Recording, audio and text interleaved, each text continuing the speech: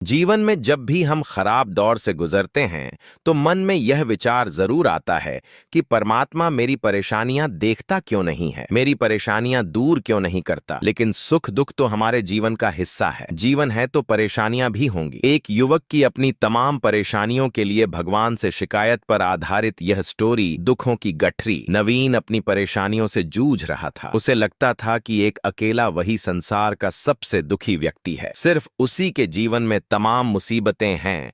उसको भगवान से इस बात की बड़ी शिकायत रहती थी कि भगवान ने संसार के सारे दुख उसके हिस्से दे दिए और फिर सब कुछ भूलकर कानों में रुई लगाकर सो गए हैं। नवीन सोते जागते भगवान से प्रार्थना करता और फिर कभी भगवान को दोष देता तो कभी खुद को कोसता रहता। भगवान है कि न तो विनती से सुन रहे थे और न उसके उलाहने। अब नवीन बेचारा करे भी तो क्या करे, एक मुसीबत खत्म होती नहीं कि दूसरी आ जाती। एक दिन उसने सोने से पहले प्रार्थना की, प्रभु मैं आपके सामने कहता कहता थक गया, अब और मिन्नतों की इच्छा नहीं है, एक अंतिम बार कह रहा हूँ, कृपा करके मेरी प्रार्थना सुन लीजिए। अगर आपको मेरे दुख नहीं मिटाने हैं तो कम से कम इतना तो कर सकते हैं कि किसी ऐसे व्यक्ति के दुखों से मेरा दुख बदल दीजिए जिसके जीवन में मुझसे कम दुख हो। हमेशा के लिए नहीं तो कम से कुछ महीनों के लिए ही सही, थोड़े दिन के लिए मुझे भी कुछ राहत मिल जाए। अब भगवान ने नवीन की आखिरी इच्छा सुन ही ली और उसे उस रात सपने में भगवान दिखे। भगवान बोले, बालक मैं तुम्हारी प्रार्थना रोज सुनता था पर मैं उनके ऊपर ध्यान ज्यादा दे रहा था जो तुमसे भी ज्यादा तकलीफ में है। खैर तुम अपने सारे कष्टों को विस्तार से एक कागज पर लिखो, फिर एक गठरी बनाओ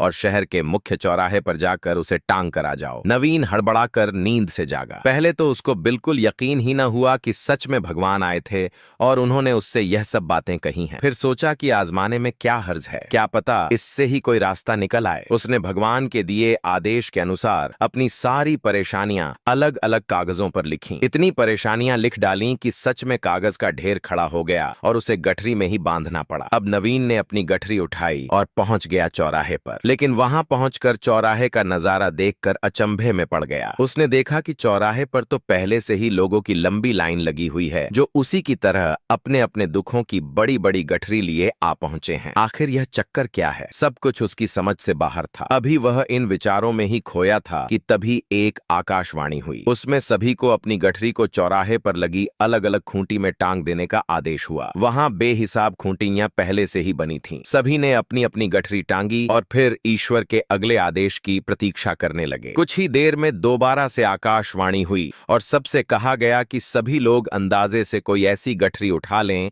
जो उन्हें अपनी परेशानियों की गठरी से हल्की समझ में आती हो। अब उन्हें वही दुख भोगने होंगे जो उनकी चुनी नई गठरी में दर्ज होंगे।